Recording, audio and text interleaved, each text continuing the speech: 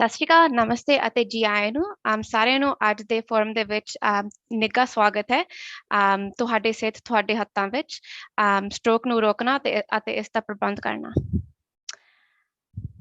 ਸ਼ੁਰੂ ਹੋਣ ਤੋਂ ਪਹਿਲਾਂ ਮੈਂ ਇੱਕ ਲੈਂਡ ਐਕਨੋਲਜਮੈਂਟ ਕਰੂੰਗੀ।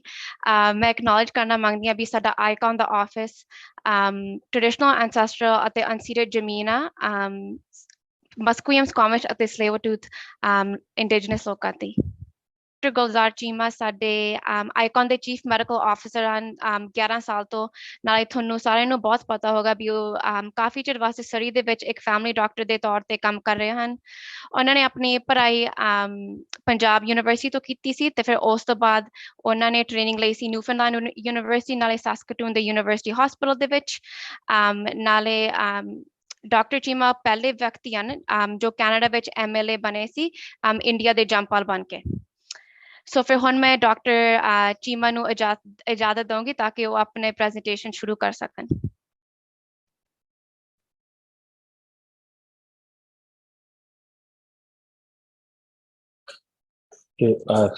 Thank you so much, Harman.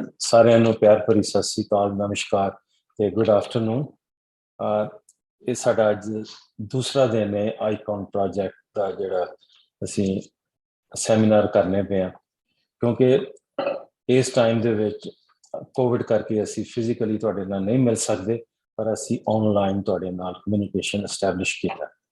ਮੈਂ ਆਈਕਨ ਬਾਰੇ ਦੱਸਣਾ ਚਾਹੁੰਦਾ ਕਿ ਇਹ ਕੋਈ 11 ਸਾਲਾਂ ਤੋਂ ਪਹਿਲਾਂ ਸ਼ੁਰੂ ਹੋਇਆ ਸੀ। ਇਹਦਾ ਇਹਦੀ ਜਿਹੜਾ ਨਾਂ ਹੈ ਕਿ ਇੰਟਰਕਲਚਰਲ ਆਨਲਾਈਨ ਹੈਲਥ ਨੈਟਵਰਕ। ਇਹ UBC the faculty of medicine ਜਿਹੜੇ ਡਾਕਟਰ ਕੈਂਡਲ ਹੋ ਨੇ, professor of emergency medicine, digital medicine ਦੇ ਵੀ ਪ੍ਰੋਫੈਸਰ ਨੇ, ਤੇ ਉਹ ਇਸ ਪ੍ਰੋਗਰਾਮ ਦੇ ਓਵਰਆਲ ਲੀਡ ਨੇ। ਮੈਂ ਸਾਊਥ ਏਸ਼ੀਅਨ ਭਾਈਚਾਰੇ ਦੀ ਜਿਹੜਾ ਸੈਕਸ਼ਨ ਉਹਨੂੰ ਮੈਂ ਲੀਡ ਕਰਨਾ ਮੇਰਾ ਕੰਮ ਐਜ਼ ਏ ਵਲੰਟੀਅਰ ਹੈ ਪਿਛਲੇ 11 ਸਾਲਾਂ। ਤੇ ਮੈਂ ਇਸ ਪ੍ਰੋਗਰਾਮ ਦੇ ਵਿੱਚ ਆਪਣੇ ਡਾਕਟਰਸ, ਪੰਜਾਬੀ ਬੋਲਣ ਵਾਲੇ, ਹਿੰਦੀ ਬੋਲਣ ਵਾਲੇ, ਬਹੁਤ ਸਾਰੇ ਇਨਵੋਲਵਮੈਂਟ ਉਹਨਾਂ ਦੀ ਕੀਤੀ ਸੀ। ਉਹ ਹਮੇਸ਼ਾ ਸਾਨੂੰ ਟਾਈਮ ਦੇ ਕੇ ਇਸ ਪ੍ਰੋਗਰਾਮ ਨੂੰ ਪ੍ਰਮੋਟ ਕਰਦੇ ਨੇ। ਸੋ ਵੀ ਆਰ ਸੋ ਗ੍ਰੇਟਫੁਲ। ਅੱਜ ਸਾਡੇ ਕੋਲ ਐਡੀਸ਼ਨ ਵੀ ਹੈਗੀ ਹੈ। ਅੱਗੇ ਸਾਡੀ ਕਮਿਊਨਿਟੀ ਦੇ ਬੜੇ ਅੱਛੇ ਡਾਕਟਰ, ਯੰਗ ਡਾਕਟਰ ਆ ਰਹੇ ਨੇ, ਉਹਨਾਂ ਬਾਰੇ ਮੈਂ ਬਾਅਦ 'ਚ ਗੱਲ ਕਰਾਂਗਾ।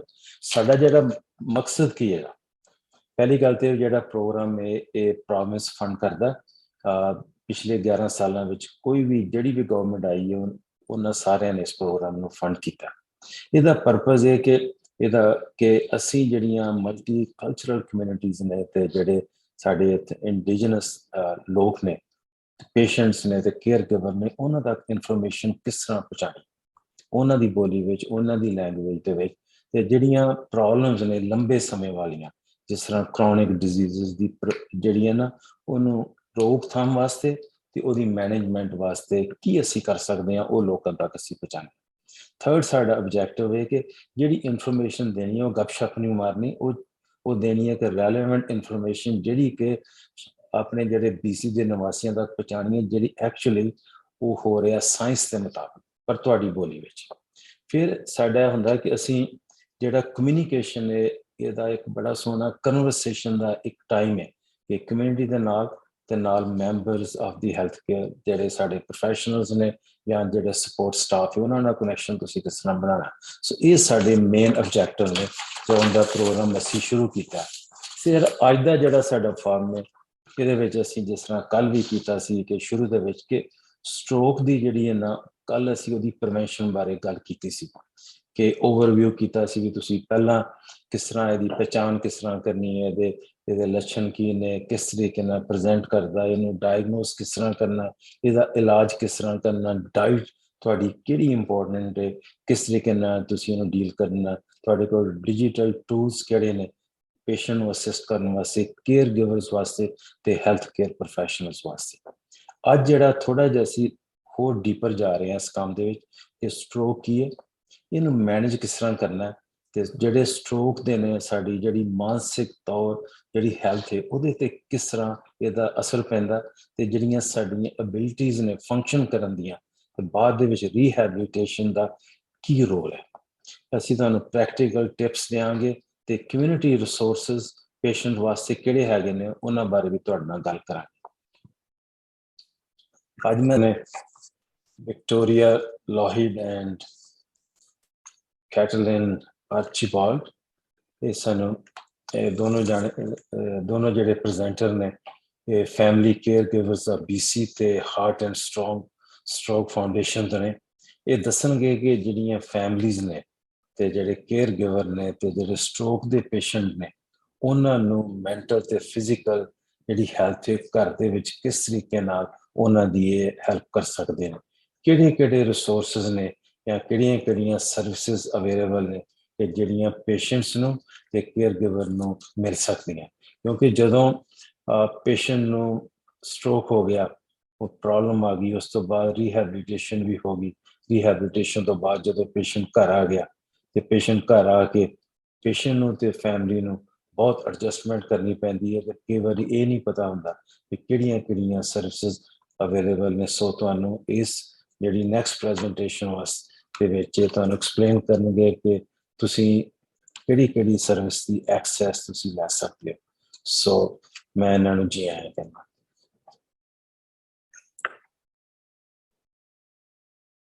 ਮੈਂ ਵਿਕਟੋਰੀਆ ਲੋਹੀਦ ਜਿਹੜੀ ਕਿ ਫੈਮਿਲੀ ਕੇਅਰ ਗਿਵਰ ਹੈ ਬ੍ਰਿਟਿਸ਼ ਕੋਲੰਬੀਆ ਦੀ, ਉਸ ਦੇ ਵਿੱਚ ਐਜੂਕੇਸ਼ਨ ਅਤੇ ਲਰਨਿੰਗ ਦੀ ਆਗੂ ਹਾਂ। ਮੈਂ ਅੱਜ ਇੱਥੇ ਆਪਣੀ ਸਿਹਤ ਦਾ ਪ੍ਰਬੰਧਨ ਕਰਨਾ ਅਤੇ ਪਰਿਵਾਰਕ ਸਹਿਯੋਗ ਨੂੰ ਅਨੁਕੂਲ ਬਣਾਉਣਾ ਉਸ ਦੇ ਉੱਪਰ ਪੇਸ਼ਗੀ ਕਰਨੀ ਹੈ। ਫੈਮਿਲੀ ਕੇਅਰ ਗਿਵਰ ਹੈ ਜਿਹੜੀ BC ਦੀ, ਉਹ ਇੱਕ ਗੈਰ ਮੁਨਾਫਾ ਚੈਰਿਟੀ ਹੈ ਜੋ ਦੇਖਭਾਲ ਕਰਨ ਵਾਲਿਆਂ ਦੀ ਭਲਾਈ ਲਈ ਸਮਰਪਿਤ ਹੈ। ਅਸੀਂ ਕੈਨੇਡਾ ਵਿੱਚ ਆਪਣੀ ਕਿਸਮ ਦੇ ਪਹਿਲੇ ਹਾਂ। ਅਸੀਂ 30 ਸਾਲਾਂ ਤੋਂ ਵੱਧ ਸਮੇਂ ਤੋਂ ਦੇਖਭਾਲ ਕਰਨ ਵਾਲਿਆਂ ਦੀ ਸੇਵਾ ਕਰ ਰਹੇ ਹਾਂ। 2010 ਤੋਂ ਸੰਗਠਨ ਨੇ BC ਵਿੱਚ ਦੇਖਭਾਲ ਕਰਨ ਵਾਲਿਆਂ ਦੀਆਂ ਲੋੜਾਂ, ਸਰੋਤਾਂ ਅਤੇ ਸਹਾਇਤਾ ਦੇ ਧਿਆਨ ਨੂੰ ਕੇਂਦਰਿਤ ਰੱਖਦੇ ਹੋਏ ਸਥਾਨਕ ਤੋਂ ਸੂਬਾਈ ਪੱਧਰ ਤੱਕ ਵਿਸਤਾਰ ਕੀਤਾ ਹੈ। ਸਹਿਭਾਗੀ ਪਹਿਲਕਦਮੀ ਵਜੋਂ ਮਰੀਜ਼ਾਂ ਦੇ ਹਿੱਸੇ ਵਜੋਂ ਦੇਖਭਾਲ ਕਰਨ ਲਈ ਸਹਾਇਤਾ ਅਸੀਂ ਪ੍ਰਦਾਨ ਕਰਦੇ ਹਾਂ, ਜਾਣਕਾਰੀ ਤੇ ਰੈਫਰਲ ਤੇ ਨੈਵੀਗੇਸ਼ਨ ਦੇ ਵਜੋਂ। ਇਹ ਜਾਣਕਾਰੀ ਆਪਾਂ ਇੱਕ ਤੋਂ ਇੱਕ ਬੰਦੇ ਦੇ ਨਾਲ ਵੀ ਦਿੰਦੇ ਹੈਗੇ ਉਹਨਾਂ ਨੂੰ ਅਸੈਸਮੈਂਟ ਕਰਨ ਦੇ ਬਾਅਦ। ਅਸੀਂ ਸਪੋਰਟ ਗਰੁੱਪ ਜਿਹੜੀ ਹੈਗੀ ਹੈ ਆਨਲਾਈਨ ਰਿਸੋਰਸਿਸ ਦੇ ਥਰੂ ਅਸੀਂ ਵਰਚੁਅਲ ਜਾਂ ਇਕੱਲੇ ਦੇ ਨਾਲ ਇਕੱਲੇ ਨੂੰ ਵੀ ਦਿੰਦੇ ਹੈਗੇ ਹਾਂ। ਸਾਡਾ ਇੱਕ ਸਰੋਤ ਜਿਹੜਾ ਹੈਗਾ ਸਿੱਖਿਆ ਦਾ, ਉਹ ਅਸੀਂ ਆਨਲਾਈਨ ਸਰੋਤ ਜਾਂ ਵੈਬੀਨਾਰ ਜਾਂ ਵਰਕਸ਼ਾਪਾਂ ਅਤੇ ਉਹ ਸਮਾਗਮ ਅਤੇ ਪੇਸ਼ਕਾਰੀ ਦੇ ਵਜੋਂ ਵੀ ਉਪਲਬਧ ਕਰਾਉਂਦੇ ਹਾਂ। ਸਹਿਯੋਗ ਅਤੇ ਸ਼ਮੂਲੀਅਤ ਵਿੱਚ ਅਸੀਂ ਹੈਲਥ ਸਿਸਟਮ ਵਿੱਚ ਸੁਧਾਰ ਕਰਦੇ ਹਾਂ, ਖੋਜ ਦੇ ਵਿੱਚ ਵੀ ਹਿੱਸਾ ਲੈਣਾ ਹੁੰਦਾ ਹੈ ਅਤੇ ਨੀਤੀ ਨੂੰ ਪ੍ਰਭਾਵਿਤ ਕਰਨ ਦਾ ਵੀ ਅਸੀਂ ਜਾਣਕਾਰੀ ਪ੍ਰਦਾਨ ਕਰਦੇ ਹਾਂ। ਸਿੱਖਣ ਦੇ ਉਦੇਸ਼ ਦੇ ਵਿੱਚ ਅਸੀਂ ਪਰਿਵਾਰ ਦੇ ਦੇਖਭਾਲ ਕਰਨ ਵਾਲਿਆਂ ਦੀ ਪਰਿਭਾਸ਼ਾ, ਦੇਖਭਾਲ ਕਰਨ ਵਾਲਿਆਂ ਦੀ ਭੂਮਿਕਾ ਕੀ ਹੋ ਸਕਦੀ ਹੈ, ਦੇਖਭਾਲ ਕਰਨ ਵਾਲਿਆਂ ਦੀ ਰੋਜ਼ਾਨਾ ਦੀਆਂ ਗਤੀਵਿਧੀਆਂ ਕਿਸ ਤਰ੍ਹਾਂ ਦੀਆਂ ਹੋਣਗੀਆਂ, ਦੇਖਭਾਲ ਕਰਨ ਵਾਲਿਆਂ ਦੀਆਂ ਆਮ ਲੋੜਾਂ ਕੀ ਹੋ ਸਕਦੀਆਂ ਨੇ, ਅਤੇ ਅਸੀਂ ਜਿਹੜੇ ਸਰਕਲ ਹੈਗਾ ਕੇਅਰ ਦਾ ਉਹਦੀ ਜਾਣ ਪਛਾਣ ਦੀ ਵੀ ਬਾਰੇ ਗੱਲ ਕਰਦੇ ਹਾਂ ਅਤੇ ਫੈਮਿਲੀ ਕੇਅਰ ਗਿਵਰ ਜਿਹੜੇ ਹੈਗੇ BC ਦੇ ਉਸ ਤੋਂ ਸਰੋਤ ਜਿਹੜੇ ਹੈਗੇ ਉਹਨਾਂ ਦੇ ਬਾਰੇ ਵੀ ਜਾਣਕਾਰੀ ਪ੍ਰਦਾਨ ਕਰਦੇ ਹਾਂ। ਅਤੇ ਕੇਅਰ ਗਿਵਰ ਜਿਹੜਾ ਦੇਖਭਾਲ ਕਰਨ ਵਾਲਾ ਹੈ ਉਹ ਕੀ ਹੈ, ਉਹ ਕਿਸ ਤਰ੍ਹਾਂ ਦੀ ਉਹਦੀ ਪਰਿਭਾਸ਼ਾ ਕਈ ਤਰ੍ਹਾਂ ਦੀ ਹੋ ਸਕਦੀ ਹੈ, ਪਰ ਅੱਜ ਦੀ ਗੱਲਬਾਤ ਦੇ ਵਜੋਂ ਅਸੀਂ ਇਹ ਕਹਿਣਾ ਚਾਹਾਂਗੇ ਕਿ ਇੱਕ ਪਰਿਵਾਰਿਕ ਮੈਂਬਰ ਹੋ ਸਕਦਾ ਹੈ ਜਾਂ ਉਹ ਦੋਸਤ ਜੋ ਕਿਸੇ ਵੀ ਬਿਮਾਰੀ ਜਾਂ ਅਪਾਹਜਤਾ ਜਾਂ ਉਮਰ ਦੇ ਕਾਰਨ ਕਮਜ਼ੋਰੀ ਵਾਲੇ ਵਿਅਕਤੀ ਦੀ ਦੇਖਭਾਲ ਅਤੇ ਸਹਾਇਤਾ ਪ੍ਰਦਾਨ ਕਰਦਾ ਹੈ। ਪਰਿਵਾਰਿਕ ਦੇਖਭਾਲ ਕਰਨ ਵਾਲੇ ਦੀ ਭੂਮਿਕਾ ਦੇਖਭਾਲ ਪ੍ਰਦਾਨ ਕਰਨ ਵਾਲੇ ਲੋਕਾਂ ਅਤੇ ਇਸ ਨੂੰ ਪ੍ਰਾਪਤ ਕਰਨ ਵਾਲੇ ਵਿਅਕਤੀ ਦੁਆਰਾ ਆਪਸੀ ਤੌਰ 'ਤੇ ਨਿਰਧਾਰਿਤ ਕੀਤੀ ਜਾਂਦੀ ਹੈ। ਦੇਖਭਾਲ ਕਰਨ ਵਾਲਾ ਉਹ ਕਿੰਨਾ ਸਮਾਂ ਬਿਤਾਉਂਦਾ ਹੈ, ਇਹ ਕਾਫੀ ਸਮਾਂ ਵੀ ਹੋ ਸਕਦਾ ਹੈ, ਪਰ ਪਬਲਿਕ ਸਿਸਟਮ ਦੇ ਹਰ ਘੰਟੇ ਲਈ ਪਰਿਵਾਰ ਜਾਂ ਦੋਸਤ ਦੇਖਭਾਲ ਕਰਨ ਵਾਲੇ ਦੇ ਆਪਣੇ ਸਮੇਂ 'ਚੋਂ 10 ਘੰਟੇ ਦਿੰਦਾ ਹਨ। ਜੇ ਅਸੀਂ ਨੰਬਰ ਦੀ ਗੱਲ ਕਰੀਏ ਤਾਂ ਆਬਾਦੀ ਦੇ ਵਿੱਚੋਂ 28% ਤੱਕ ਦੇ ਲੋਕੀ ਜਾਂ ਫਿਰ 1 ਮਿਲੀਅਨ ਤੋਂ ਵੀ ਜ਼ਿਆਦਾ 1.376 ਮਿਲੀਅਨ ਜਿਹੜੇ ਬ੍ਰਿਟਿਸ਼ ਕੋਲੰਬੀਆ ਦੇ ਵਿੱਚ ਲੋਕੀ ਜਿਹੜੇ ਹਨ ਉਹ ਇਸ ਵਿੱਚ ਸ਼ਾਮਲ ਹਨ। ਕਿਸ ਤਰ੍ਹਾਂ ਦਾ ਪ੍ਰਭਾਵ ਜਿਹੜੇ ਹੋ ਸਕਦੇ ਹੈ ਦੇਖਭਾਲ ਕਰਨ ਵਾਲਿਆਂ ਦੀ ਸਿਹਤ ਦੇ ਉੱਪਰ, ਉਹ ਕਾਫੀ ਤਰ੍ਹਾਂ ਦੇ ਹੋ ਸਕਦੇ ਹਨ। ਡਿਪਰੈਸ਼ਨ ਜਾਂ ਚਿੰਤਾਵਾਂ, ਇਨਸੋਮਨੀਆ ਜਿਹਦਾ ਨੀਂਦ ਦਾ ਨਾ ਆਉਣਾ, ਹਾਈਪਰਟੈਂਸ਼ਨ, ਬਲੱਡ ਪ੍ਰੈਸ਼ਰ ਦਾ ਵੱਧ ਜਾਣਾ ਜਾਂ ਪਿੱਠ ਦੀਆਂ ਸੱਟਾਂ, ਇਹ ਆਮ ਤੌਰ 'ਤੇ ਸ਼ਿਕਾਇਤ ਕੀਤੀ ਜਾਂਦੀ ਹੈ ਇਹਨਾਂ ਬਾਰੇ। ਲੰਬੇ ਸਮੇਂ ਦੀਆਂ ਸਥਿਤੀਆਂ ਵਾਲੀਆਂ ਬਿਮਾਰੀਆਂ, ਵੱਧਦਾ ਤਣਾਅ ਅਤੇ ਕਮਜ਼ੋਰ ਇਮਿਊਨ ਸਿਸਟਮ ਵੀ ਹੋ ਸਕਦਾ ਹਨ। ਤੇ ਕਿਸ ਤਰ੍ਹਾਂ ਦੀਆਂ ਨਿਸ਼ਾਨੀਆਂ ਜਿਹੜੀਆਂ ਹੋ ਸਕਦੀਆਂ ਨੇ ਉਹ ਦੇਖਭਾਲ ਕਰਨ ਵਾਲਿਆਂ ਦੇ ਤਣਾਅ ਦੀਆਂ? ਆਮ ਤੌਰ ਤੇ ਜੇ ਉਹ ਸਟ੍ਰੈਸ ਹੋਵੇ ਕਿਸੇ ਤਰ੍ਹਾਂ ਦੀ, ਉਹਨਾਂ ਨੂੰ ਕਿਸੇ ਤਰੀਕੇ ਨਾਲ ਵੀ ਉਹ ਦਿਖ ਸਕਦੀ ਹੈ। ਉਹਨਾਂ ਵਿੱਚੋਂ ਇੱਕ ਚੀਜ਼ ਹੈਗੀ ਜਿਹੜੀ ਕਿ ਇੱਕ ਇਨਕਾਰਤਾ ਜਿਹੜੀ ਆ ਜਾਂਦੀ ਹੈ। ਉਹ ਆਪਣੀ ਸਟਰਗਲ ਨੂੰ ਪੂਰੀ ਤਰ੍ਹਾਂ ਦਿਖਾ ਨਹੀਂ ਪਾਉਂਦੇ, ਉਹਦੇ ਵਿੱਚ ਉਹਨਾਂ ਨੂੰ ਗੁੱਸਾ ਆ ਸਕਦਾ ਹੈ। ਤੇ ਆਮ ਤੌਰ ਤੇ ਉਹ ਕਿ ਜਿਹੜੇ ਦੇਖਭਾਲ ਕਰਨ ਵਾਲੇ ਹੁੰਦੇ ਹਨ ਉਹ ਜ਼ਿਆਦਾਤਰ ਲੋਕਾਂ ਵਿੱਚ ਨਹੀਂ ਆਉਂਦੇ ਵਰਤਦੇ। ਉਹਨਾਂ ਵਿੱਚ ਕਿਸ ਤਰ੍ਹਾਂ ਦੀ ਚਿੰਤਾਵਾਂ ਹੋ ਸਕਦੀਆਂ ਨੇ ਤੇ ਡਿਪਰੈਸ਼ਨ ਦਾ ਵੀ ਸ਼ਿਕਾਰ ਹੋ ਸਕਦੇ ਨੇ ਤੇ ਉਹ ਜ਼ਿਆਦਾ ਥਕਾਪਣ ਮਹਿਸੂਸ ਕਰਦੇ ਨੇ। ਤੇ ਕੋਵਿਡ ਨੇ ਵੀ ਉਹਦੇ ਵਿੱਚ ਕਾਫੀ ਹਿੱਸਾ ਪਾਇਆ ਹੈ, ਜਿਹਦੇ ਕਰਕੇ ਕਿ ਉਹ ਇਕੱਲਾਪਨ ਮਹਿਸੂਸ ਕਰਦੇ ਨੇ ਤੇ ਉਸ ਇਕੱਲੇਪਨ ਦੇ ਕਰਕੇ ਉਹਨਾਂ ਦੇ ਵਿੱਚ ਕੁਝ ਦਿਮਾਗੀ ਤਣਾਅ ਜਿਹੜੀਆਂ ਸਥਿਤੀਆਂ ਨੇ ਉਹ ਵੀ ਉਤਪੰਨ ਹੋ ਜਾਂਦੀਆਂ ਨੇ। ਦੇਖਭਾਲ ਕਰਨ ਵਾਲੇ ਉਹ ਇਸ ਤਰ੍ਹਾਂ ਹੋ ਸਕਦਾ ਹੈ ਕਿ ਉਹ ਪੂਰੇ ਤਰੀਕੇ ਨਾਲ ਆਪਣੇ ਜਜ਼ਬਾਤ ਨਾ ਦਿਖਾ ਸਕਦੇ ਹੋਣ, ਜਿਹੜੇ ਕਿ ਉਹ ਉਸ ਸਮੇਂ ਜੂਝ ਰਹੇ ਹੁੰਦੇ ਨੇ ਤੇ ਉਹ ਪੂਰੀ ਤਰ੍ਹਾਂ ਆਪਣੇ ਆਪ ਨੂੰ ਦੱਸ ਨਹੀਂ ਪਾ ਸਕਦੇ ਹੁੰਦੇ। ਉਹ ਕਾਫੀ ਤਰ੍ਹਾਂ ਨਾਲ ਆਪਣੇ ਭਾਵਨਾਤਮਕ ਜਿਹੜੀ ਹੈ ਪ੍ਰਤੀਕਰਮ ਨਹੀਂ ਕਰ ਪਾਉਂਦੇ ਤੇ ਉਹਨਾਂ ਦੇ ਵਿੱਚ ਇਕਾਗਰਤਾ ਦੀ ਵੀ ਕਮੀ ਆ ਜਾਂਦੀ ਹੈ। ਉਹ ਇਕਾਗਰਤਾ ਉਹਦੇ ਵਿੱਚ ਨਹੀਂ ਦੱਸ ਪਾਉਂਦੇ ਜਿਹਦੇ 'ਚ ਉਹਨਾਂ ਨੂੰ ਧਿਆਨ ਲਗਾਉਣ ਦੀ ਕੋਈ ਲੋੜ ਪੈਂਦੀ ਹੈ। ਤੇ ਦੇਖਭਾਲ ਕਰਨ ਵਾਲਿਆਂ ਦੀ ਸਿਹਤ ਵਿੱਚ ਵੀ ਕਾਫੀ ਤਰ੍ਹਾਂ ਦੀਆਂ ਮੁਸ਼ਕਲਾਂ ਆ ਜਾਂਦੀਆਂ ਨੇ, ਜਿਹੜੀ ਕਿ ਆਮ ਲੋਕਾਂ ਨਾਲੋਂ ਕੁਝ ਜ਼ਿਆਦਾ ਹੁੰਦੀਆਂ ਜਾਂ ਅਲੱਗ ਤਰ੍ਹਾਂ ਦੀਆਂ ਹੁੰਦੀਆਂ ਨੇ। ਤੇ ਦੇਖਭਾਲ ਕਰਨ ਵਾਲਿਆਂ ਦੀਆਂ ਕੀ ਲੋੜਾਂ ਹੋ ਸਕਦੀਆਂ ਨੇ? ਇਹ ਬਹੁਤ ਜ਼ਰੂਰੀ ਹੈ ਕਿ ਇਹ ਪਤਾ ਲਗਾਇਆ ਜਾ ਸਕੇ ਕਿ ਉਹਨਾਂ ਦੀਆਂ ਕੀ ਲੋੜਾਂ ਹੋ ਸਕਦੀਆਂ ਨੇ। ਇਹ ਬਹੁਤ ਜ਼ਰੂਰੀ ਹੈ ਕਿ ਉਹ ਪਤਾ ਲਗਾਇਆ ਜਾ ਸਕੇ ਕਿ ਉਹਨਾਂ ਨੂੰ ਪੂਰੀ ਤਰ੍ਹਾਂ ਦੀ ਕੋਈ ਸਮਰਥਨ ਹੈ ਆਪਣੇ ਦੋਸਤਾਂ, ਪਰਿਵਾਰਾਂ ਤੇ ਭਾਈਚਾਰੇ ਤੋਂ। ਤੇ ਵੀ ਪਤਾ ਲਗਾਇਆ ਜਾ ਸਕੇ ਕਿ ਉਹਨਾਂ ਨੂੰ ਰਾਹਤ ਤੇ ਕੋਈ ਲਾਭ ਮਿਲ ਸਕੇਗਾ ਜਾਂ ਉਹਨਾਂ ਦੇ ਕਨੈਕਸ਼ਨਸ ਕੀ ਨੇ ਤੇ ਉਹਨਾਂ ਦੀ ਸੀਮਾਵਾਂ ਦਾ ਮਾਣ ਕੀਤਾ ਜਾਣਾ ਚਾਹੀਦਾ ਹੈ। ਵੱਡੀ ਚੁਣੌਤੀ ਜਿਹੜੀ ਹੈ ਕਿ ਦੇਖਭਾਲ ਕਰਨ ਵਾਲਿਆਂ ਦੀ ਉਹ ਇਹ ਹੈ ਕਿ ਉਹ ਇਕੱਲਾਪਨ।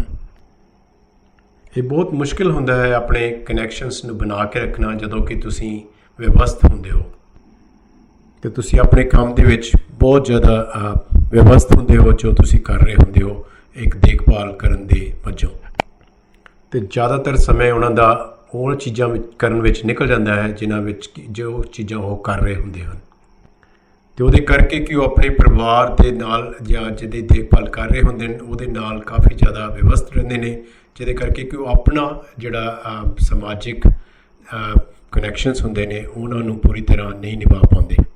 ਜ਼ਿਆਦਾ ਮੁਸ਼ਕਿਲ ਉਹਦੇ 'ਚ ਹੁੰਦੀ ਹੈ ਕਿ ਉਹ ਆਪਣੀ ਮਦਦ ਮੰਗਣ ਵਾਸਤੇ, ਜਿਹਦੇ ਕਰਕੇ ਕਿ ਜ਼ਿਆਦਾਤਰ ਜਿਹੜੇ ਦੇਖਭਾਲ ਕਰਨ ਵਾਲੇ ਇਸ ਚੀਜ਼ ਦੇ ਉੱਪਰ ਜੂਝ ਰਹੇ ਹੁੰਦੇ ਹਨ ਤੇ ਜਿੱਦਾਂ ਕਿ ਉਹਨੂੰ ਸਮਾਜ ਦੇ ਵਿੱਚ ਵਿਚਰਨਾ ਪੈਂਦਾ ਹੈ ਤੇ ਉਹ ਆਮ ਤੌਰ 'ਤੇ ਇਹ ਹਿਚਕਿਚਾਹਟ ਮਹਿਸੂਸ ਕਰਦੇ ਨੇ ਕਿ ਜਦੋਂ ਉਹਨਾਂ ਨੂੰ ਕੋਈ ਮਦਦ ਦੀ ਲੋੜ ਹੁੰਦੀ ਹੈ ਆਪਣੇ ਲਈ ਤੇ ਉਹਨਾਂ ਨੂੰ ਲੱਗਦਾ ਹੈ ਕਿ ਉਹ ਕਿਸੇ ਦੇ ਉੱਪਰ ਬੋਝ ਹੋਣਗੇ। ਤੇ ਇਹ ਜਿਹੜੀ ਦੇਖਭਾਲ ਕਰ ਪਾਉਣੀ ਹੈ ਇਹ ਇਕੱਲੇ ਦਾ ਬਸ ਦੀ ਗੱਲ ਨਹੀਂ ਹੈ। ਇਹਦੇ ਕਰਕੇ ਹੋਰ ਵੀ ਮੁਸ਼ਕਲਾਂ ਆ ਜਾਂਦੀਆਂ ਜਦ ਖਾਸ ਕਰਕੇ ਤੁਸੀਂ ਇਕੱਲੇ ਕਿਸੇ ਦੀ ਦੇਖਭਾਲ ਕਰ ਰਹੇ ਹੈਗੇ ਹੋ, ਹੋਰ ਵੀ ਮੁਸ਼ਕਲ ਹੋ ਜਾਂਦਾ ਫਿਰ ਉਸ ਵਿੱਚ। ਇੱਕ ਜਿਹੜੀ ਗੱਲ ਮੈਂ ਕਰਨਾ ਚਾਹ ਰਹੀ ਹਾਂ ਉਹ ਹੈਗੀ ਕਿ ਜਿਹੜਾ ਕੇਅਰ ਦਾ ਸਰਕਲ ਹੈਗਾ ਉਹਦੇ ਕੀ ਲਾਭ ਹੋ ਸਕਦੇ ਨੇ। ਤੇ ਸਰਕਲ ਜਿਹੜਾ ਹੈ ਕੇਅਰ ਦਾ ਉਹ ਕੀ ਹੁੰਦਾ ਹੈ? ਉਹ ਇੱਕ ਇਸ ਤਰ੍ਹਾਂ ਦਾ ਸਰਕਲ ਹੈ ਜਿਹੜਾ ਕਿ ਕੇਅਰ ਗਿਵਰ ਆਪਣੇ ਆਪ ਬਣਾਉਂਦਾ ਹੈ, ਜਿਸ ਤਰ੍ਹਾਂ ਦਾ ਉਹ ਸਾਂਭ ਸੰਭਾਲ ਕਰਦਾ ਹੈ ਉਸ ਦੇ ਉੱਪਰ।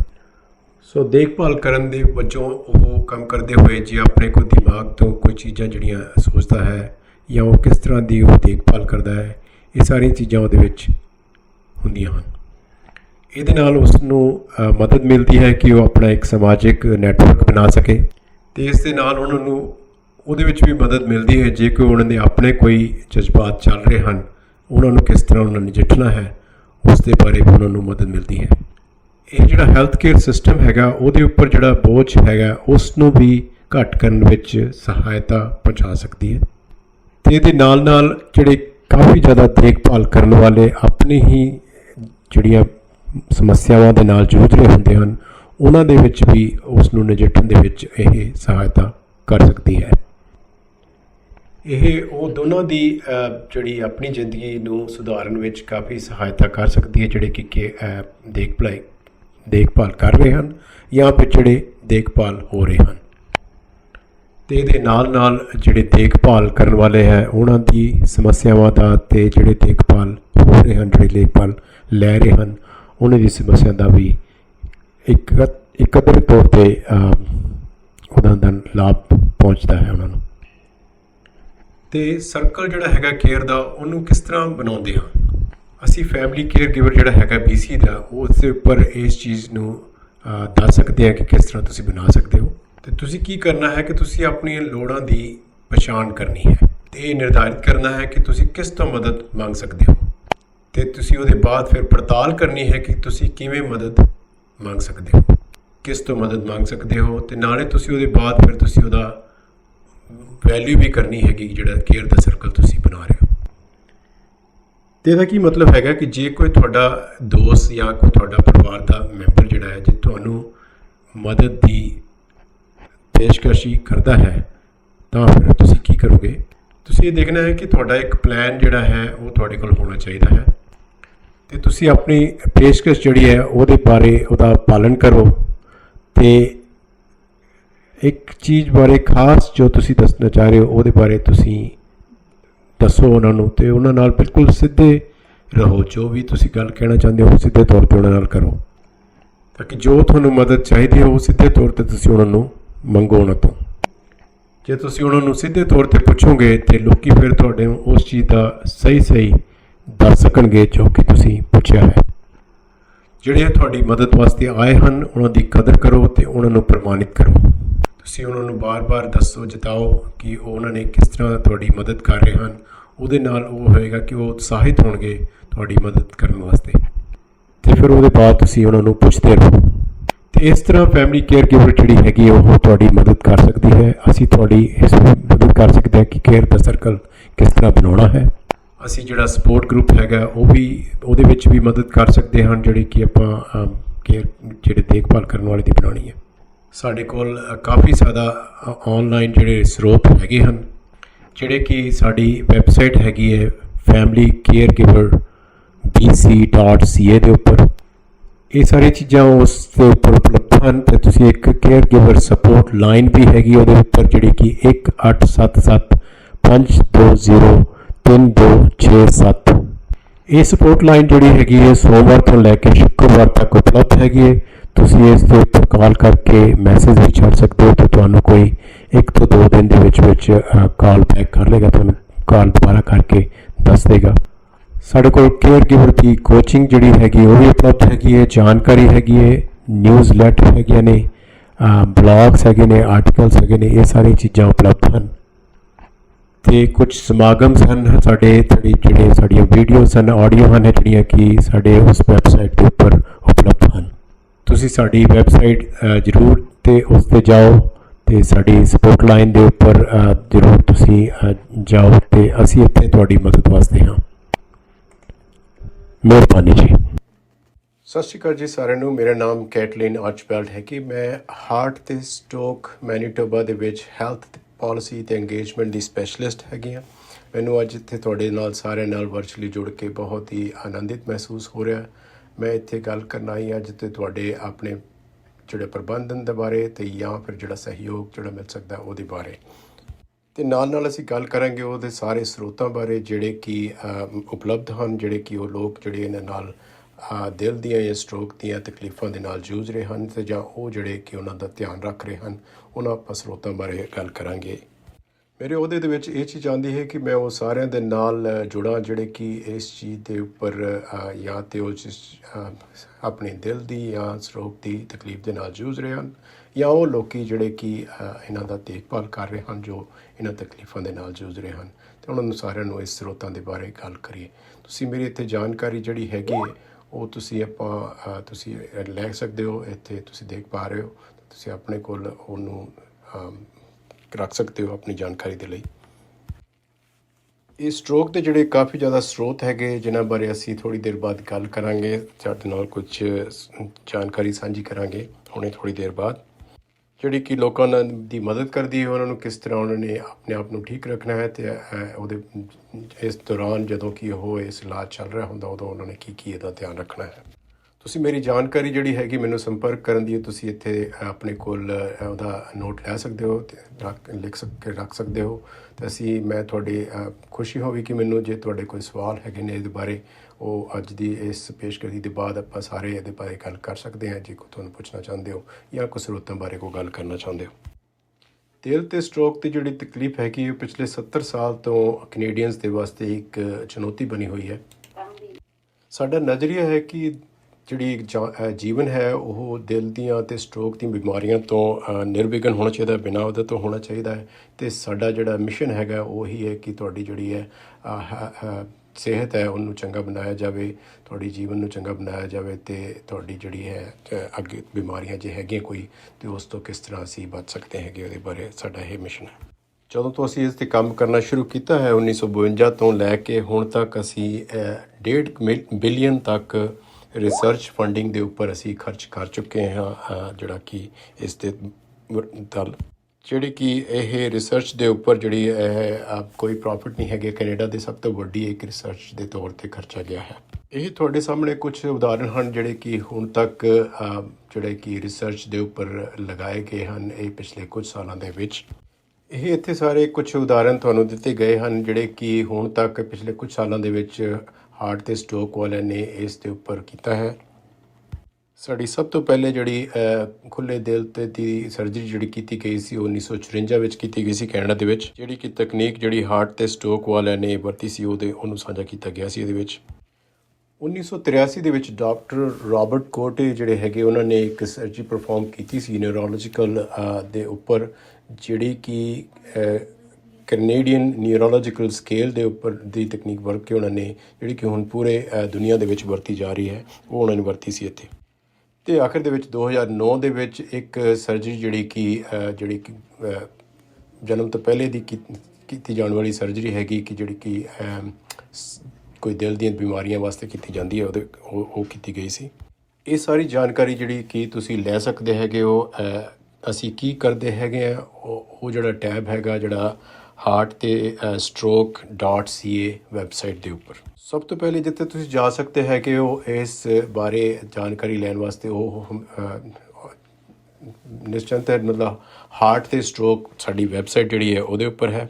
heartstroke.ca ਦੇ ਉੱਪਰ ਵੈਬਸਾਈਟ ਦੇ ਉੱਪਰ ਜਾ ਕੇ ਤੁਸੀਂ ਇਸ ਸਾਰੇ ਸਰੋਤਾਂ ਬਾਰੇ ਜਾਣਕਾਰੀ ਲੈ ਸਕਦੇ ਹੋ ਜਿਹੜੀ ਕਿ ਆਸਾਨੀ ਨਾਲ ਤੁਹਾਨੂੰ ਉਹ ਸਾਰੇ ਸਰੋਤਾਂ 'ਤੇ ਸਾਰੀ ਜਾਣਕਾਰੀ ਮਿਲ ਜਾਏਗੀ ਜਿਹੜੀ ਵੀ ਤੁਸੀਂ ਲੈਣਾ ਚਾਹ ਰਹੇ ਹੋ ਇਹਦੇ ਬਾਰੇ। ਇਸ ਵੈਬਸਾਈਟ ਦੇ ਉੱਪਰ ਤੁਸੀਂ ਦੇਖ ਪਾ ਰਹੇ ਹੋ ਕਿ ਸਭ ਤੋਂ ਉੱਪਰ ਜਿੱਦਾਂ ਕੁਝ ਟੈਬ ਬਣੇ ਹੋਏ ਨੇ ਜਿੱਦਾਂ ਕਿ ਦਿਲ ਦੀ ਬਿਮਾਰੀਆਂ ਦੇ ਬਾਰੇ, ਸਟ੍ਰੋਕ ਦੇ ਬਾਰੇ, ਜਿਸ ਤਰ੍ਹਾਂ ਆਪਣਾ ਚੰਗਾ ਸਿਹਤ ਕਿੱਦਾਂ ਲੈ ਸਕਦੇ ਹੈਗੇ ਤੁਸੀਂ, ਜਾਂ ਅਸੀਂ ਕੀ ਕਰ ਸਕਦੇ ਹੈਗੇ, ਜਾਂ ਤੁਸੀਂ ਕਿਸ ਤਰ੍ਹਾਂ ਆਪਣੀ ਮਦਦ ਲੈ ਸਕਦੇ ਹੋ। ਜੋ ਵੀ ਤੁਸੀਂ ਇਹਦੇ ਬਾਰੇ ਜਾਣਨਾ ਚਾਹੁੰਦੇ ਹੈਗੇ ਉਹ ਤੁਸੀਂ ਇੱਥੇ ਮਿਲ ਸਕਦੀ ਹੈ ਤੁਹਾਨੂੰ ਉਹਦੀ ਜਾਣਕਾਰੀ। ਤੁਸੀਂ ਇਹ ਵੀ ਧਿਆਨ ਦਿਓਗੇ ਕਿ ਇਹਦੇ ਉੱਪਰ ਅਸੀਂ ਜਿਹੜੀ ਚੀਜ਼ ਦੇ ਉੱਪਰ ਜ਼ਿਆਦਾ ਧਿਆਨ ਕੇਂਦਰਿਤ ਕਰ ਰਹੇ ਹੈਗੇ ਆ ਇਸ ਸਮੇਂ ਉਹ ਹੈਗਾ ਕਿ ਸਾਡੇ ਜਿਹੜਾ ਸਰੋਤ ਹੈਗਾ ਬੀਡ ਪੋਡਕਾਸਟ ਦਾ ਵਿੱਚ, ਜਿਹੜਾ ਕਿ ਹਾਰਟ ਦੇ ਵਿੱਚ ਫਰਵਰੀ ਦੇ ਮਹੀਨੇ ਦੇ ਵਿੱਚ ਉਹਦੇ ਵਿੱਚ ਇਹ ਚੀਜ਼ ਜਿਹੜੀ ਇਜਾਦ ਕੀਤੀ ਲੋਕਾਂ ਵਾਸਤੇ ਉਪਲਬਧ ਕਰਾਈ ਗਈ ਹੈ, ਜਿਹੜੀ ਕਿ ਉਹ ਸਾਨੂੰ ਇਸ ਚੀਜ਼ ਬਾਰੇ ਦੱਸਦੀ ਹੈ ਕਿ ਆਪਾਂ ਜੇ ਹਾਰਟ ਜਾਂ ਸਟ੍ਰੋਕ ਦੀ ਬਿਮਾਰੀ ਦੇ ਨਾਲ ਜੂਝ ਰਹੇ ਹੈਗੇ ਤਾਂ ਉਹਦੇ ਨਾਲ ਕਿਸ ਤਰ੍ਹਾਂ ਜੀਣਾ ਹੈ ਜਾਂ ਉਸ ਚੀਜ਼ ਨੂੰ ਕਿਸ ਤਰ੍ਹਾਂ ਤੁਸੀਂ ਉਹਦੇ ਉੱਪਰ ਪਾਰ ਪਾਉਣਾ ਹੈ। ਤੁਸੀਂ ਇਸ ਚੀਜ਼ ਦੇ ਬਾਰੇ ਜਾਣਕਾਰੀ ਲੈ ਸਕਦੇ ਹੋ ਹਾਰਟ ਅਤੇ ਸਟ੍ਰੋਕ ਵੈਬਸਾਈਟ ਦੇ ਉੱਪਰ ਜਾਂ ਫਿਰ ਜਿੱਥੋਂ ਵੀ ਤੁਹਾਨੂੰ ਇਹ ਪੋਡਕਾਸਟ ਬਾਰੇ ਇਹ ਬੀਟ ਦੀ ਜਾਣਕਾਰੀ ਮਿਲਦੀ ਹੈ ਉੱਥੇ ਇਹ ਜਾਣਕਾਰੀ ਤੁਹਾਡੇ ਵਾਸਤੇ ਜ਼ਰੂਰ ਉਪਲਬਧ ਹੋਏਗੀ। ਪਹਿਲੀ ਜਗ੍ਹਾ ਜਿਸ ਚੀਜ਼ ਦੇ ਬਾਰੇ ਆਪਾਂ ਜ਼ਿਆਦਾ ਧਿਆਨ ਕੇਂਦਰਿਤ ਕਰਦੇ ਹਾਂ ਸਟ੍ਰੋਕ ਦੇ ਵਿੱਚ ਉਹ ਹੈ ਕਿ ਤੁਹਾਡਾ ਰਿਕਵਰੀ ਅਤੇ ਸਪੋਰਟ, ਜਿਹੜੀ ਕਿ ਕਿਸ ਤਰ੍ਹਾਂ ਤੁਸੀਂ ਇਸ ਚੀਜ਼ ਤੋਂ ਨਿਕਲ ਸਕਦੇ ਹੋ ਅਤੇ ਤੁਹਾਨੂੰ ਕੀ ਸਹਾਇਤਾ ਜਾਂ ਸਹਿਯੋਗ ਮਿਲ ਸਕਦੇ ਨੇ। ਇਹਦੇ ਵਿੱਚ ਤੁਹਾਨੂੰ ਕਾਫੀ ਤਰ੍ਹਾਂ ਦੀ ਜਾਣਕਾਰੀ ਮਿਲ ਜਾਏਗੀ ਕਿ ਤੁਸੀਂ ਕਿਸ ਤਰ੍ਹਾਂ ਆਪਣਾ ਇਲਾਜ ਕਰ ਸਕਦੇ ਹੋ ਜੇ ਤੁਹਾਨੂੰ ਕੋਈ ਸਟ੍ਰੋਕ ਦੀ ਤਕਲੀਫ ਹੈਗੀ ਹੈ। ਤੁਹਾਡੀ ਜ਼ਿੰਦਗੀ ਜਿਹੜੀ ਹੈ ਉਹ ਕਿਸ ਤਰ੍ਹਾਂ ਦੀ ਹੁੰਦੀ ਹੈ ਸਟ੍ਰੋਕ ਹੋ ਜਾਣ ਦੇ ਬਾਅਦ ਵਿੱਚ, ਅਤੇ ਤੁਸੀਂ ਕਿਸ ਤਰ੍ਹਾਂ ਦੀਆਂ ਚੀਜ਼ਾਂ ਨੂੰ ਦਾ ਸਾਹਮਣਾ ਕਰਦੇ ਹੋ ਅਤੇ ਇਸ 'ਤੇ ਜਦੋਂ ਸਟ੍ਰੋਕ ਹੁੰਦਾ ਜਾਂ ਜਦੋਂ ਤੁਸੀਂ ਇਲਾਜ ਚੱਲ ਰਿਹਾ ਹੁੰਦਾ ਅਤੇ ਤੁਹਾਡੇ 'ਚ ਕਿਸ ਤਰ੍ਹਾਂ ਦੇ ਸਰੀਰਕ ਤੌਰ 'ਤੇ ਜਿਹੜੇ ਕਿ ਬਦਲਾਅ ਆਉਂਦੇ ਨੇ ਜਾਂ ਮਾਨਸਿਕ ਤੌਰ 'ਤੇ ਕਿਸ ਤਰ੍ਹਾਂ ਦੇ ਤੁਹਾਡੇ 'ਚ ਬਦਲਾਅ ਆਉਂਦੇ ਨੇ, ਜਾਂ ਤੁਹਾਡੇ ਆਪਣੇ ਰਿਲੇਸ਼ਨਸ਼ਿਪ ਜਿਹੜੇ ਹੈ ਕਿਸੇ ਦੇ ਨਾਲ ਸੰਬੰਧ ਹੈ ਉਹ ਕਿਸ ਤਰ੍ਹਾਂ ਉਹਦੇ ਵਿੱਚ ਕੋਈ ਬਦਲਾਅ ਆਉਂਦਾ ਹੈ, ਜਾਂ ਤੁਸੀਂ ਕੰਮ 'ਤੇ ਵਾਪਸ ਜਾਣਾ ਚਾਹੁੰਦੇ ਹੋ ਅਤੇ ਉਹਦੇ ਵਿੱਚ ਕਿਸ ਤਰ੍ਹਾਂ ਤੁਸੀਂ ਜਾ ਸਕਦੇ ਹੋ, ਅਤੇ ਨਾਲ ਦੀ ਨਾਲ ਕਾਨੂੰਨੀ ਤੌਰ 'ਤੇ ਜਾਂ ਪੈਸੇ ਦੀ ਤੌਰ 'ਤੇ ਤੁਹਾਨੂੰ ਕੀ ਮੁਸ਼ਕਲਾਂ ਆ ਸਕਦੀਆਂ ਨੇ ਇਹਦੇ ਬਾਰੇ। ਪਹਿਲੀ ਚੀਜ਼ ਜਿਹੜੀ ਹੈ ਰਿਕਵਰੀ ਅਤੇ ਸਪੋਰਟ ਟੈਬ ਦੇ ਵਿੱਚ ਜਿਹੜੀ ਤੁਸੀਂ ਦੇਖੋਗੇ ਉਹ ਸਾਡੀ ਗਾਈਡ ਬੁੱਕ ਹੈ। ਗਾਈਡ ਬੁੱਕ ਦੇ ਵਿੱਚ ਤੁਸੀਂ ਚਾਹੋਗੇ ਅਤੇ ਤੁਹਾਨੂੰ ਪਤਾ ਲੱਗੇਗਾ ਕਿ ਤੁਹਾਡੀ ਜਿਹੜੀ ਸਟ੍ਰੋਕ ਦੀ ਯਾਤਰਾ ਹੈ ਉਹ ਕਿਸ ਤਰ੍ਹਾਂ ਦੀ ਹੈ। ਇਹ ਬੁੱਕਲੈਟ ਜਿਹੜੀ ਹੈਗੀ ਹੈ ਤੁਸੀਂ ਡਾਊਨਲੋਡ ਵੀ ਕਰ ਸਕਦੇ ਹੈਗੇ ਉਹ ਵੈਬਸਾਈਟ ਦੇ ਉੱਪਰ, ਜਾਂ ਫਿਰ ਤੁਸੀਂ ਪੇਪਰ ਕਾਪੀ ਜਿਹੜੀ ਹੈ ਉਹ ਵੀ ਆਰਡਰ ਕੀਤੀ ਜਾ ਸਕਦੀ ਹੈ ਇੱਥੋਂ। ਇਹ ਜਿਹੜੀ ਕਿਤਾਬ ਹੈ ਇਹਦੇ ਬਾਰੇ ਦੱਸਦੀ ਹੈ ਕਿ ਤੁਸੀਂ ਕਿਸ ਤਰ੍ਹਾਂ ਸਟ੍ਰੋਕ ਦੇ ਬਾਰੇ ਸਮਝ ਰੱਖ ਸਕਦੇ ਹੋ ਕਿ ਕੀ ਚੀਜ਼ ਹੈ, ਜਾਂ ਸਟ੍ਰੋਕ ਦੇ ਬਾਰੇ ਕਿਸ ਤਰ੍ਹਾਂ ਤੁਸੀਂ ਆਪਣਾ ਧਿਆਨ ਰੱਖ ਸਕਦੇ ਹੋ, ਇਸ ਤੋਂ ਬਚਾਅ ਕਿੱਦਾਂ ਕਰ ਸਕਦੇ ਹੋ, ਇਹਦੇ ਨਾਲ ਜਿਹੜੇ ਬਦਲਾਅ ਆਉਂਦੇ ਤੁਸੀਂ ਉਹਦੇ ਨਾਲ ਕਿੱਦਾਂ ਜੀ ਸਕਦੇ ਹੋ, ਅਤੇ ਨਾਲ ਦੀ ਨਾਲ ਹੀ ਤੁਸੀਂ ਕੰਮ 'ਤੇ ਵਾਪਸ ਜਾਣਾ ਹੈ ਉਹਦੇ ਬਾਰੇ ਵੀ ਤੁਸੀਂ ਇਸ ਜਾਣਕਾਰੀ ਇਸ ਬੁੱਕ ਤੋਂ ਮਿਲ ਸਕਦੇ ਹੋ। ਹੋਰ ਵੀ ਕਾਫੀ ਚੀਜ਼ਾਂ ਨੇ ਜਿਹੜੀਆਂ ਇਸ ਬੁੱਕ 'ਚੋਂ ਜਾਣਕਾਰੀ ਮਿਲ ਸਕਦੀ ਹੈਗੀ ਤੁਹਾਨੂੰ, ਜਿਹਦੇ ਨਾਲ ਕਿ ਤੁਸੀਂ ਆਪਣੀ ਜ਼ਿੰਦਗੀ 'ਚ ਪੂਰੀ ਚੰਗੀ ਤਰ੍ਹਾਂ ਜੀ ਸਕਦੇ ਹੈਗੇ ਹੋ ਇਹ ਸਟ੍ਰੋਕ ਹੋਣ ਦੇ ਬਾਅਦ। ਜੇ ਕੋਈ ਇਸ ਚਾਹੁੰਦਾ ਹੈ ਕਿ ਪੇਪਰ ਦੀ ਜਿਹੜੀ ਕਾਪੀ ਹੈਗੀ ਹੈ ਉਹ ਕਾਗਜ਼ੀ ਸਰੋਤ ਜਿਹੜਾ ਹੈ ਇਹ ਮੰਗਵਾਉਣਾ ਹੈਗਾ ਅਤੇ ਲੈਣਾ ਹੈ ਇਸ ਤੋਂ, ਜਿਹੜਾ ਕੋਈ ਇਹ ਕਾਪੀ ਮੰਗਵਾਉਣਾ ਚਾਹੁੰਦਾ ਹੈ ਉਹ ਇਹ ਫਾਰਮ ਨੂੰ ਭਰ ਸਕਦਾ ਹੈਗਾ, ਜਿਹੜਾ ਤੁਹਾਡੇ ਫਾਰਮ ਸਾਹਮਣੇ ਦਿਖਾਇਆ ਜਾ ਰਿਹਾ ਹੈ। ਇੰਗਲਿਸ਼ ਜਾਂ ਫਰੈਂਚ ਦੇ ਵਿੱਚ ਭਰਿਆ ਜਾ ਸਕਦਾ ਹੈ, ਜਿਹੜਾ ਕਿ ਸਟ੍ਰੋਕ ਦੀ ਰਿਕਵਰੀ ਜਿਹੜੀ ਹੈਗੀ ਉਹਦੇ ਬਾਰੇ ਜਾਣਕਾਰੀ ਦੇ ਕੇ, ਜਾਂ ਤੁਹਾਡੇ ਦਿਲ ਦੀ ਧੜਕਣ ਦੀ ਜਿਹੜੀ ਤਕਲੀਫ ਹੈਗੀ ਉਹਦੇ ਬਾਰੇ ਜਾਣਕਾਰੀ ਦੇ ਕੇ, ਉਹਦੇ ਬਚਾਅ ਬਾਰੇ ਇਹ ਸਾਰਾ ਕੁਝ ਤੁਸੀਂ ਭਰ ਕੇ ਭੇਜ ਸਕਦੇ ਹੋ। ਇਹ ਆਰਡਰ ਫਾਰਮ ਜਿਹੜਾ ਹੈਗਾ ਸਾਡੀ ਵੈਬਸਾਈਟ ਦੇ ਉੱਪਰ ਉਪਲਬਧ ਹੈਗਾ, ਤੁਸੀਂ ਉੱਥੋਂ ਲੈ ਸਕਦੇ ਹੋ, ਜਾਂ ਫਿਰ ਤੁਸੀਂ ਮੈਨੂੰ ਸੰਪਰਕ ਕਰ ਸਕਦੇ ਹੋ, ਮੈਂ ਤੁਹਾਨੂੰ ਭੇਜ ਸਕਦੀ ਹਾਂ ਜੇ ਤੁਹਾਨੂੰ ਇਸ ਚੀਜ਼ ਦੀ ਲੋੜ ਹੈ। ਅਤੇ ਹਾਰਟ ਅਤੇ ਸਟ੍ਰੋਕ ਜਿਹੜੀ ਹੈਗੀ ਹੈ ਉਹ ਨਾਲ ਦੀ ਨਾਲ ਜਿਹੜਾ ਕੈਨੇਡੀਅਨ ਸਟ੍ਰੋਕ ਬੈਸਟ ਪ੍ਰੈਕਟਿਸ ਵਾਲੇ ਹੈਗੇ, ਵਧੀਆ ਅਭਿਆਸ ਵਾਲੇ, ਉਹਨਾਂ ਦੀ ਸਾਈਟ ਵੀ ਦੇਖਦੀ ਹੈ। ਉਹਦੇ ਉੱਪਰ ਵੀ ਸਰੋਤਾਂ ਦੇ ਬਾਰੇ ਜਾਣਕਾਰੀ ਮਿਲ ਸਕਦੀ ਹੈ ਤੁਹਾਨੂੰ, ਜੇ ਕੋਈ ਇਸ ਚੀਜ਼ ਦੇ ਨਾਲ ਜੂਝ ਰਿਹਾ ਹੈਗਾ ਜਾਂ ਉਹ ਦੇਖਭਾਲ ਕਰਨ ਵਾਲਾ ਹੈ। ਇਹਦੇ ਬਾਰੇ ਆਪਾਂ ਥੋੜ੍ਹੀ ਦੇਰ ਬਾਅਦ ਹੋਰ ਜ਼ਿਆਦਾ ਵਿਸਤਾਰ ਵਿੱਚ ਗੱਲ ਕਰਦੇ ਹਾਂ। ਉਦਾਹਰਨ ਦੇ ਤੌਰ 'ਤੇ ਸਾਡੇ ਕੋਲ ਜਿਹੜੀ ਬਚਾਓ ਦੀ ਹੋਰ ਦੂਸਰੀ ਜਿਹੜੀ ਹੈਗੀ ਹੈ ਇੱਕ ਤਕਨੀਕ ਜਿਹੜੀ ਉਹਨੂੰ ਬਚਾਓ ਕਰਨ ਦੀ, ਉਹ ਵੀ ਉਪਲਬਧ ਹੈ, ਜਿਹਦੇ ਵਿੱਚ ਇਹ ਦੱਸਿਆ ਗਿਆ ਹੈ ਕਿ ਤੁਸੀਂ ਆਪਣੀ ਸਟ੍ਰੋਕ ਤੋਂ ਜੇ ਰਿਕਵਰ ਕਰਦੇ ਹੋ, ਠੀਕ ਹੁੰਦੇ ਹੋ, ਅਤੇ ਉਸ ਨੂੰ ਕਿਸ ਤਰ੍ਹਾਂ ਉਹਦੇ ਬਾਰੇ ਜਾਣਕਾਰੀ ਹੈ ਸਾਰੀ। ਅਤੇ ਨਾਲ ਇਹਦੇ ਹੋਰ ਉਹ ਵੀ ਜਾਣਕਾਰੀ ਹੈ ਕਿ ਤੁਸੀਂ ਦੂਸਰੇ ਆਪਣੇ ਸਟ੍ਰੋਕ ਦੇ ਜਿਹੜਾ ਅਟੈਕ ਨੂੰ ਕਿਸ ਤਰ੍ਹਾਂ ਤੁਸੀਂ ਰੋਕ ਸਕਦੇ ਹੋ, ਜਾਂ TIA ਬਾਰੇ ਕਿਸ ਤਰ੍ਹਾਂ ਤੁਸੀਂ ਇਹਦੇ ਤੋਂ ਬਚਾਓ ਕਰ ਸਕਦੇ ਹੋ। ਅਤੇ ਇਹਦੇ ਨਾਲ ਤੁਹਾਨੂੰ ਇੱਕ ਚੈੱਕਲਿਸਟ ਵੀ ਮਿਲ ਸਕਦੀ ਹੈ ਉਹਦੇ ਉੱਪਰ ਕਿ ਕਿਸ ਤਰ੍ਹਾਂ ਤੁਸੀਂ ਆਪਣੇ ਆਪ ਨੂੰ ਪ੍ਰਬੰਧਨ ਕਰ ਸਕਦੇ ਹੋ, ਆਪਣੇ ਮੈਨੇਜ ਕਰ ਸਕਦੇ ਹੋ ਸਟ੍ਰੋਕ ਦੇ ਬਾਅਦ ਵਿੱਚ, ਜਿਹਦੇ ਵਿੱਚ ਇਹ ਵੀ ਗੱਲ ਕੀਤੀ ਗਈ ਕਿ ਤੁਸੀਂ ਆਪਣੇ ਕਿਸ ਤਰ੍ਹਾਂ ਸਰੀਰਕ ਤੌਰ 'ਤੇ ਜੋ ਗਤੀਵਿਧੀਆਂ ਹੈਗੀਆਂ ਉਹ ਸੇਫ ਕਿਸ ਤਰ੍ਹਾਂ ਕਰ ਸਕਦੇ ਹੋ, ਅਤੇ ਆਪਣੇ ਚਮੜੀ ਦਾ ਧਿਆਨ ਕਿਸ ਤਰ੍ਹਾਂ ਰੱਖ ਸਕਦੇ ਹੈਗੇ, ਖਾਣ ਪੀਣ ਦਾ ਧਿਆਨ ਕਿਸ ਤਰ੍ਹਾਂ ਰੱਖ ਸਕਦੇ ਹੋ, ਨਹਾਉਣਾ ਧੋਣਾ ਅਤੇ ਕੋਈ ਚੀਜ਼ ਨੂੰ ਅੰਗਨ ਆਉਣਾ, ਬੋਲਣਾ, ਦੇਖਣਾ, ਇਹ ਸਾਰੀਆਂ ਚੀਜ਼ਾਂ 'ਤੇ ਹੋਰ ਇਹਦੇ ਬਾਰੇ ਵੀ ਜਾਣਕਾਰੀ ਦਿੱਤੀ ਗਈ ਹੈ। ਅਤੇ ਅੱਗੇ ਚੱਲ ਕੇ ਕੁਝ ਹੋਰ ਜਾਣਕਾਰੀ ਹੈਗੀ ਕਿ ਪੁਨਰਵਾਸ ਅਤੇ ਰਿਕਵਰੀ ਗਾਈਡ ਦੇ ਉੱਪਰ ਜਿਹੜੀ ਕਿ ਕਿਸ ਤਰ੍ਹਾਂ ਤੁਸੀਂ ਇਹਦੇ ਬਾਅਦ ਕਰ ਸਕਦੇ ਹੋ। ਤੁਸੀਂ ਇਸ ਵੈਬਸਾਈਟ ਦੇ ਉੱਪਰ ਪੂਰੀ ਸਾਰਾ ਕੁਝ ਚੰਗੀ ਤਰ੍ਹਾਂ ਖੋਜਬੀਨ ਕਰ ਸਕਦੇ ਹੋ, ਜੋ ਵੀ ਤੁਹਾਨੂੰ ਸਰੋਤ ਕਿਸ ਤਰ੍ਹਾਂ ਦੇ ਵੀ ਚਾਹੀਦੇ ਆ ਉਹ ਇੱਥੇ ਤੁਹਾਨੂੰ ਜਾਣਕਾਰੀ ਮਿਲ ਜਾਏਗੀ। ਅਤੇ ਇਹ ਸਾਰੇ ਸਰੋਤ ਜਿਹੜੇ ਹੈਗੇ ਉਹ ਜਿਹੜੇ ਮਰੀਜ਼ ਹੈਗੇ ਆ, ਜਾਂ ਮਰੀਜ਼ਾਂ ਦੀ ਦੇਖਭਾਲ ਕਰਨ ਵਾਲੇ ਹੈਗੇ, ਜਾਂ ਉਹਨਾਂ ਦੇ ਜਿਹੜੇ care giver health care provider ਹੈਗੇ, ਜਿਹੜੇ ਉਹਨਾਂ ਦੀ ਸਿਹਤ ਨੂੰ ਧਿਆਨ ਰੱਖਦੇ ਹੈਗੇ ਹਨ, ਉਹਨਾਂ ਸਾਰਿਆਂ ਵਾਸਤੇ ਇੱਥੇ ਸਰੋਤ ਉਪਲਬਧ ਹਨ। ਉਹ ਸਾਰਿਆਂ ਵਾਸਤੇ, ਜੇ ਬੱਚਿਆਂ ਵਿੱਚ, ਜੇ ਨੌਜਵਾਨਾਂ ਵਿੱਚ, ਜਾਂ ਕੋਈ ਦੂਸਰੀ ਉਮਰ ਦੇ ਕਿਸੇ ਵੀ ਲੋਕਾਂ ਵਿੱਚ ਜਿਹੜੇ ਸਟ੍ਰੋਕ ਹੁੰਦੇ ਆ, ਉਹਨਾਂ ਸਾਰਿਆਂ ਵਾਸਤੇ ਇੱਥੇ ਜਾਣਕਾਰੀ ਉਪਲਬਧ ਹੈ। ਅਤੇ ਪੇਪਰ ਸਰੋਤ ਦੇ ਨਾਲ ਸਾਡੇ ਕੋਲ ਜਿਹੜੀ ਕਿ ਔਨਲਾਈਨ ਸਪੋਰਟ ਵੀ ਹੈਗੀ ਹੈ, ਜਿਹੜੇ ਕੰਮ ਕਰਦੇ ਨੇ ਉਹਨਾਂ ਵਾਸਤੇ, ਜਿਹੜੀ ਕਿ ਕਹੀ ਜਾਂਦੀ ਹੈ ਸਰਵਾਈਵਰ ਜਿਹੜੇ ਹੈਗੇ ਕਮਿਊਨਿਟੀ ਦੇ, ਉਹਨਾਂ ਵਾਸਤੇ, ਜੋ ਲੋਕ ਇਸ ਨਾਲ ਜੂਝ ਰਹੇ ਹਨ, ਮਰੀਜ਼ ਹਨ, ਜੋ ਇਹਨਾਂ ਦੀ ਦੇਖਭਾਲ ਕਰਦੇ ਹਨ, ਉਹਨਾਂ ਸਾਰਿਆਂ ਵਾਸਤੇ ਸਰੋਤ ਜਿਹੜੇ ਇੱਥੇ ਉਪਲਬਧ ਹਨ। ਇੱਕ ਪ੍ਰਾਈਵੇਟ ਔਨਲਾਈਨ ਕਮਿਊਨਿਟੀ ਜਿਹੜੀ ਕਿ ਇੱਕ ਦੂਜੇ ਦੀ ਮਦਦ ਵਾਸਤੇ ਬਣਾਈ ਗਈ ਹੈ, ਅਤੇ ਹਾਰਟ ਸਟ੍ਰੋਕ ਦੇ ਫੇਸਬੁੱਕ ਦੇ ਉੱਪਰ ਵੀ ਉਪਲਬਧ ਹੈ। ਜਿਹੜਾ ਵੀ ਚਾਹੁੰਦਾ ਹੈ ਕਿ ਇਸ ਚੀਜ਼ ਨੂੰ ਜੁਆਇਨ ਕਰਨਾ, ਉਹ ਅਪਲਾਈ ਕਰ ਸਕਦਾ ਸਾਡੀ ਵੈਬਸਾਈਟ ਦੇ ਥਰੂ ਜਾ ਕੇ। ਤੁਸੀਂ ਜਿਹੜਾ ਦੇਖਭਾਲ ਕਰਨ ਵਾਲਾ ਜਾਂ ਕੋਈ ਮਰੀਜ਼ ਜਿਹੜਾ ਹੈਗਾ, ਜਾਂ ਕੋਈ ਜਿਹੜਾ ਤੁਹਾਡਾ ਇਲਾਜ ਕਰਨ ਵਾਲਾ ਹੈ ਉਸ ਗਰੁੱਪ ਦੇ ਵਿੱਚੋਂ, ਅਤੇ ਐਪਲੀਕੇਸ਼ਨ ਜਿਹੜਾ ਹੈਗਾ ਉਹਦਾ ਪ੍ਰੋਸੈਸ ਜਿਹੜਾ ਕਿ ਬੜਾ ਹੀ ਸਰਲ ਹੈਗਾ, ਸਿੱਧਾ ਹੈਗਾ, ਤੁਸੀਂ ਉੱਥੇ ਜਾਣਕਾਰੀ ਲੈ ਸਕਦੇ ਹੋ। ਕਮਿਊਨਿਟੀ ਕਨੈਕਟ ਨਿਊਜ਼ ਲੈਟਰ ਇੱਕ ਹੋਰ ਜਿਹੜਾ ਸਰੋਤ ਹੈਗਾ, ਇੱਕ ਬੜਾ ਵਧੀਆ, ਜਿਹੜਾ ਕਿ ਜਿਹਦੇ ਨਾਲ ਕਿ ਤੁਸੀਂ ਆਪਣੀ ਕਮਿਊਨਿਟੀ ਦੇ ਨਾਲ ਕਨੈਕਟ ਰਹਿ ਸਕਦੇ ਹੈਗੇ ਹੋ ਇਸ ਦੇ ਦੁਆਰਾ। ਅਤੇ ਇਸ ਦੇ ਉੱਪਰ ਤੁਸੀਂ ਕੋਈ ਨਵੀਂ ਜਾਣਕਾਰੀ ਜਾਂ ਨਵੇਂ ਸਰੋਤਾਂ ਦੇ ਬਾਰੇ ਤੁਸੀਂ ਜਾਣਕਾਰੀ ਲੈ ਸਕਦੇ ਹੈਗੇ। ਇਹ ਤੁਸੀਂ ਨਿਊਜ਼ ਲੈਟਰ ਵੀ ਜਿਹੜਾ ਹੈਗਾ ਉਹਦੇ ਨਾਲ ਵੀ ਕਨੈਕਟ ਹੋ ਸਕਦੇ ਹੋ, ਤੁਸੀਂ ਜੇ ਕੋਈ ਮਰੀਜ਼ ਹੋ, ਜਾਂ ਦੇਖਭਾਲ ਕਰਨ ਵਾਲੇ ਹੋ, ਜਾਂ ਕੋਈ ਹੈਲਥ ਕੇਅਰ ਪ੍ਰੋਵਾਈਡਰ ਹੈਗੇ, ਉਹਦੇ ਵਿੱਚ ਵੀ ਇਹ ਵੀ ਤੁਸੀਂ ਇਸ ਚੀਜ਼ ਨੂੰ ਸਬਸਕ੍ਰਾਈਬ ਕਰ ਸਕਦੇ ਹੋ। ਆਖਰੀ ਸਰੋਤ ਜਿਹਦੇ ਬਾਰੇ ਆਪਾਂ ਗੱਲ ਕਰਾਂਗੇ ਉਹ ਹਾਰਟ ਐਂਡ ਸਟ੍ਰੋਕ ਦੇ ਉੱਪਰ ਹੈਗੀ, ਜਿਹੜੀ ਉਹ ਹੈ ਲਿਵਿੰਗ ਵਿਦ ਸਟ੍ਰੋਕ। ਸਟ੍ਰੋਕ ਦੇ ਨਾਲ ਤੁਸੀਂ ਕਿਸ ਤਰ੍ਹਾਂ ਰਹਿਣਾ ਹੈ, ਜਾਂ ਉਹਦੇ ਨਾਲ ਕਿਸ ਤਰ੍ਹਾਂ ਜੀਣਾ ਹੈਗਾ, ਉਹ ਪ੍ਰੋਗਰਾਮ ਦੇ ਬਾਰੇ। ਇਹ ਪ੍ਰੋਗਰਾਮ ਪਹਿਲੇ ਜਾਤੀ ਤੌਰ 'ਤੇ ਚੱਲਦਾ ਸੀ ਪੂਰੇ ਕੈਨੇਡਾ ਦੇ ਵਿੱਚ, ਪਰ ਹੁਣ ਅੱਜ ਕੱਲ੍ਹ ਜਿਹੜਾ ਇਹ ਵਰਚੁਅਲ ਪ੍ਰੋਗਰਾਮ ਚੱਲ ਰਿਹਾ ਹੈਗਾ ਕੁਝ ਸਮੇਂ ਤੋਂ।